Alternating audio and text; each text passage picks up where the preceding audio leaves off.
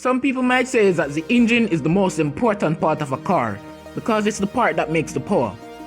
But in actuality, the tires are more important.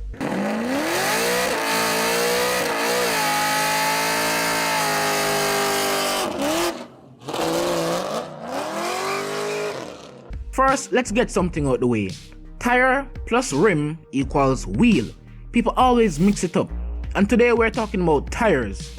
Tires are designed to support the weight of the vehicle, absorb road shocks, transmit traction, torque and braking forces to the road, and maintain and change the direction of travel.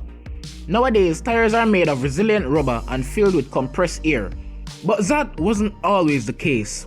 The original rubber tire was solid rubber without air and was used by low-speed vehicles. In the 1900s, car manufacturers were making their cars faster, but because of the limitations of tire technology at the time, vehicles were often unstable at higher speeds and would lead to cars not being able to reach their top speed.